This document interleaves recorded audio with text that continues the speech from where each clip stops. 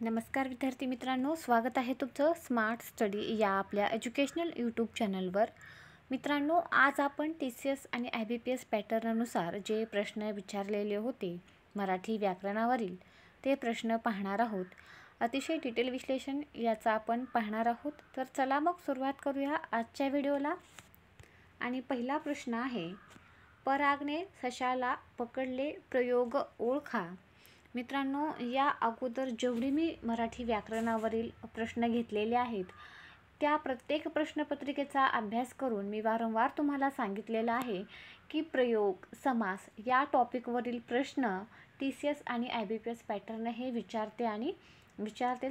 जास्त करून तर TCS पॅटर्नमध्ये प्रयोग आणि समास या दोन टॉपिकला अत्यंत महत्त्वाची जागा आहे. तर परागने सशाला पकडले या वाक्याचा प्रयोग कोणता आहे, तर सकर्मक भावे प्रयोग आहे. मित्रांनो, प्रयोग कसा ओळखावा याची अतिशय शॉर्ट ट्रिक अशी मेथड मी तुम्हाला सांगणार आहे.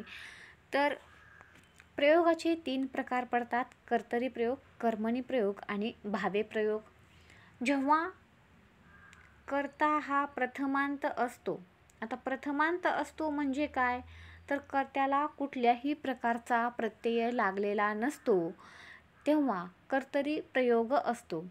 आणि कर्म जे असते ते प्रथमांत किंवा द्वितीयेत असते.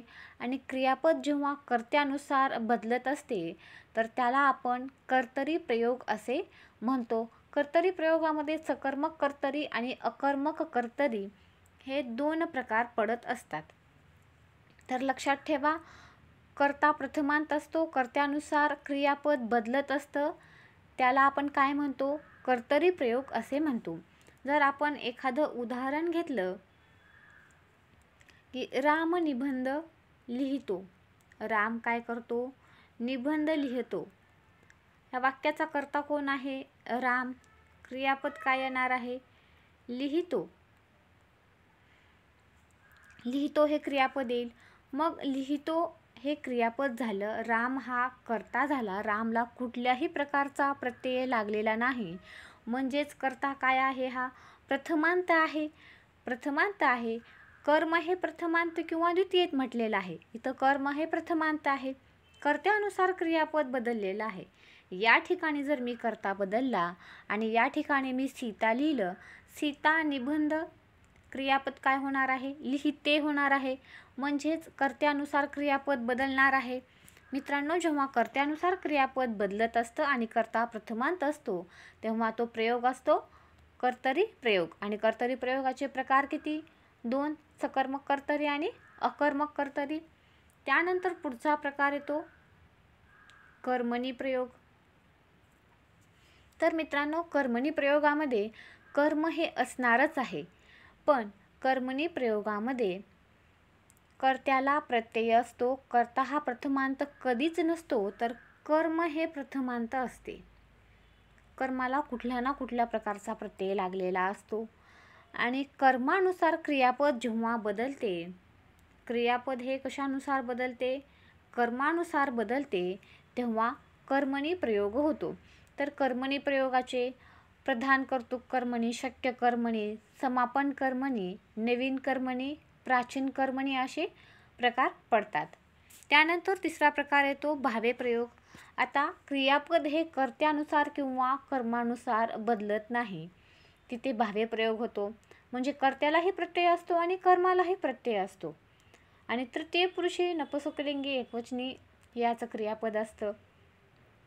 भावे प्रयोगामध्ये अकर्मक भावे प्रयोग आणि भावकर्तृक भावे प्रयोग, सकर्मक भावे प्रयोग असे प्रकार पडत असतात. त्यापैकीच एक आहे परागने सशाला पकडले. तर पकडणारा कोण आहे, पराग आहे. पराग हा वाक्याचा कर्ता आहे, कर्त्याला प्रत्यय आहे. कोणाला पकडले, सशाला पकडले. ससा हा वाक्याचा कर्म आहे, कर्त्याला आणि कर्माला दोन्हीला प्रत्यय आहे. क्रियापद हे तृतीय पुरुषी नपुंसकलिंगी एकवचनी आहे. तर मित्रांनो, या ठिकाणी कोणता प्रयोग होणार आहे, सकर्मक भावे प्रयोग. मी सांगितल्यानुसार तुमची उजळणीही झाली असेल. तर आपण यानंतरचा पुढचा प्रश्न घेऊ. आसाम कंसामध्ये दिलेला आहे. भेटीमध्ये मी तेजपूर गेलो कंसातील शब्दांचे योग्य रूप वापरून वाक्य बनवा. अतिशय सोप्या पद्धतीचा हा प्रश्न आहे. तर योग्य वाक्यरचना कोणती होणार आहे? आसामच्या भेटीमध्ये मी तेजपूरला गेलो.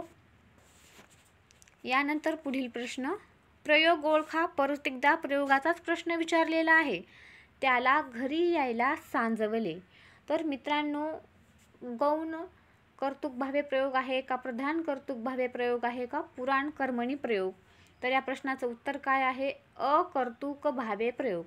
आता अकर्तृक भावे प्रयोग कसा ओळखायचा ते आपण पाहू.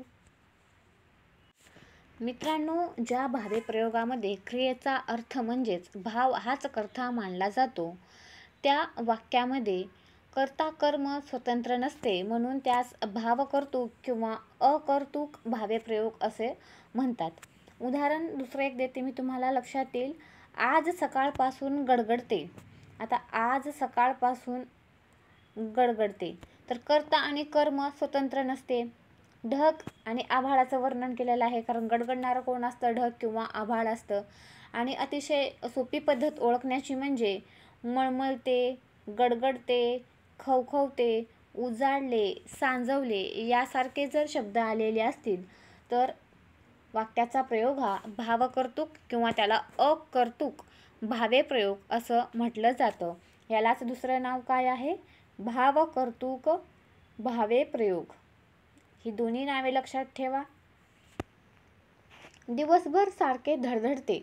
आता धडधडणारं कोण असतं? तर हृदय असतं.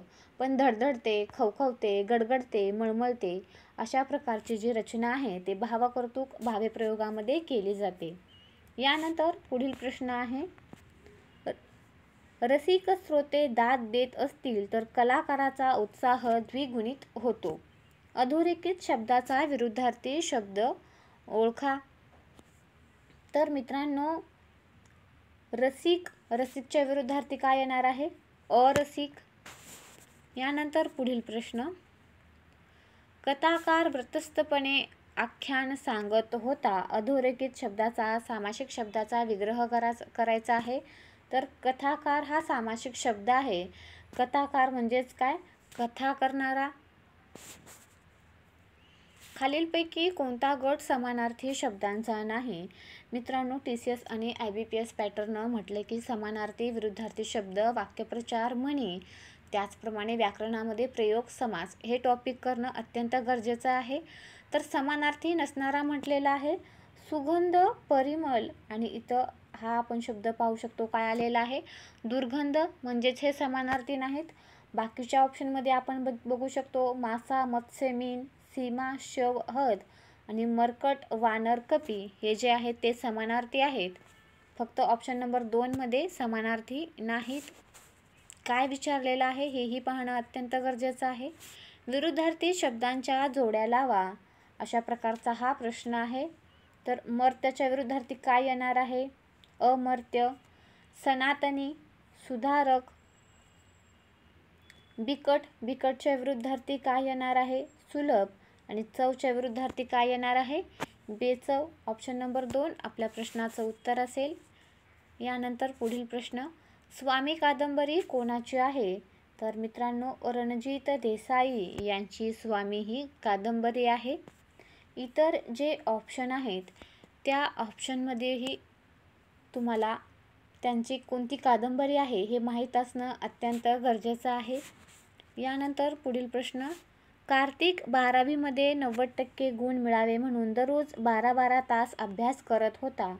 प्रत्यक्षात निकाल लागला तेव्हा समजले की केवळ 40%च गुण मिळाले. या प्रसंगासाठी योग्य म्हण सुचवा. तर डोंगर पोखरून उंदीर काढणे, म्हणजेच कार्तिकने खूप 12-12 तास अभ्यास केला पण प्रत्यक्षामध्ये त्याला किती टक्के गुण मिळाले?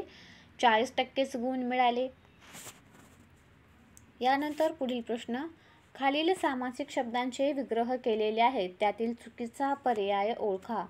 बघा मित्रांनो, परत हा प्रश्न आलेला आहे. भीम आणि अर्जुन, भीमार्जुन बरोबर आहे. सेवा आणि निवृत्त हे चुकीचं आहे. सेवेतून निवृत्त असा याचा विग्रह करायला पाहिजे होता. साबुदाणा घालून केलेला वडा बरोबर आहे. पंचपाळे, 5 पाळ्यांचा समूह, द्विगु समास, हा मध्यमपद लोपी समास, आणि व इतरेतर द्वंद्व समास. आता हा सेवेतून निवृत्त पाहिजे होतं. हा चुकलेला आहे. यानंतर पुढील प्रश्न, वीट या शब्दाचा समानार्थी शब्द ओळखा. तर वीटच्या विरुद्धार्थी काय येणार आहे? उबग येणार आहे. यानंतर पुढील प्रश्न, गीताई हे पुस्तक कोणी लिहिले? तर मित्रांनो, तुम्हा सर्वांनाच माहिती असेल की गीताई हे पुस्तक विनोबा भावे यांनी लिहिलेलं आहे. खाली वाक्यप्रचारांचा वाक्यात उपयोग केलेला आहे, त्यातील चुकीचा पर्याय ओळखा. जखमी ससा पाहताच आरतीचे मन हेलावले. अतिशय बरोबर आहे. आपल्याला काय विचारलेलं आहे ते लक्षात घ्या. चुकीचा पर्याय म्हटलेला आहे. 5 वर्षाच्या अर्णवने संपूर्ण हरिपाठ न अडखळता गायल्याने उपस्थित श्रोते थक्क झाले. हेही बरोबर आहे. सुंदर चित्र पाहताच कोमलला दरदरून घाम फुटला. आता इथं जो वाक्यात उपयोग केलेला आहे तो अतिशय चुकीचा केलेला आहे. कारण सुंदर चित्र पाहताच कोमलला घाम फुटणार आहे का? तर घाम फुटणार नाही. तिला आनंद होणार आहे, आश्चर्य वाटणार आहे सुंदर चित्र पाहिल्यानंतर. ऑप्शन नंबर 4 हे देखील बरोबर आहे. म्हणजेच 3 हे चुकीचे आहे. पुढील शब्दसमूह वापरून योग्य वाक्य बनवा. की आपण आनंदासाठी मनाची कवाडे. अनेकदा आयुष्यात असे काही घडते. आता हे योग्य वाक्य बनवायचं आहे. तर अनेकदा आयुष्यात असे काही घडते की आपण आनंदासाठी मनाची कवाडे कायमची बंद करून टाकतो. ही योग्य वाक्यरचना होणार आहे. यानंतर पुढील प्रश्न, खालीलपैकी कोणते वाक्य व्याकरण नियमानुसार आहे? अतिशय सोप्या पद्धतीचा हा प्रश्न आहे. वाहन वेळ वाचविण्यासाठी असते. आपण जर इतर 3 ऑप्शनमध्ये बघितलं तर वाक्यरचना चुकीची दिलेली आहे. असते वाहन वेळ, वेळ वाहन वाचवण्यासाठी किंवा वाचविण्यासाठी वाहन वेळ, ही चुकीची वाक्यरचना आहे. यानंतर पुढील प्रश्न, तपोनिधी शब्दाचा अर्थ कोणता आहे? तर तपोनिधी म्हणजे मोठा तपस्वी. पसंत शब्दाला खालीलपैकी कोणता उपसर्ग लागून विरुद्धार्थी शब्द तयार होतो? तर पसंतच्या विरुद्धार्थी येणार नापसंत. सुदाम त्याने अनुभवलेल्या भिन्न स्वभावाच्या माणसांचे किस्से रंगवून खुलवून सांगायचा तेव्हा ऐकणाऱ्यांची विचारप्रक्रिया थांबायची. वाक्याच्या अर्थानुसार योग्य वाक्यप्रचार निवडा. तर मती कुंठित होणे हा योग्य वाक्यप्रचार असेल. यानंतर पुढील प्रश्न पाहू. गंगाजळी म्हणजे काय? तर गंगाजळी म्हणजे शिल्लक रक्कम. मित्रांनो, हे जे प्रश्न आहेत ते रिपीट होऊ शकतात. शब्दसंग्रहावरचे ते नीट पाहून घ्या.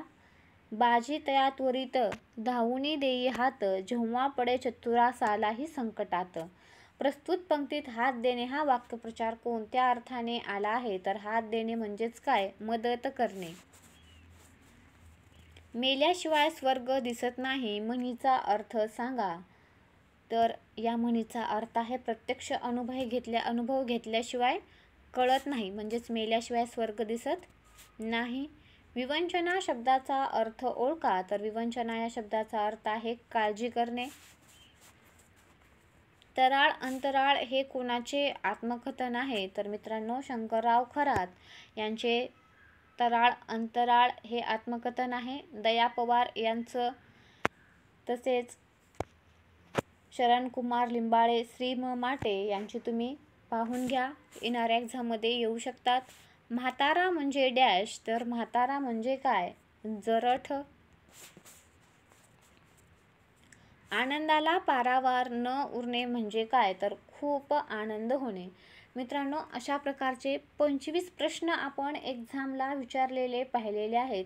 आणि पूर्ण पेपर जर तुम्ही पाहिला तर तुमच्या लक्षात आलं असेल की समानार्थी शब्द, विरुद्धार्थी शब्द, वाक्यप्रचार, म्हणी, तसेच प्रयोग आणि समास हे जे टॉपिक आहेत, हे टॉपिक केल्यानंतर TCS किंवा IBPS पॅटर्न तुम्हाला नेमकं काय विचारतो हे समजून येईल. हे टॉपिक त्यांनी वारंवार विचारलेले आहेत आणि काही प्रश्न रिपीटही होत आहेत. तर मित्रांनो, भेटूया पुढच्या व्हिडिओमध्ये.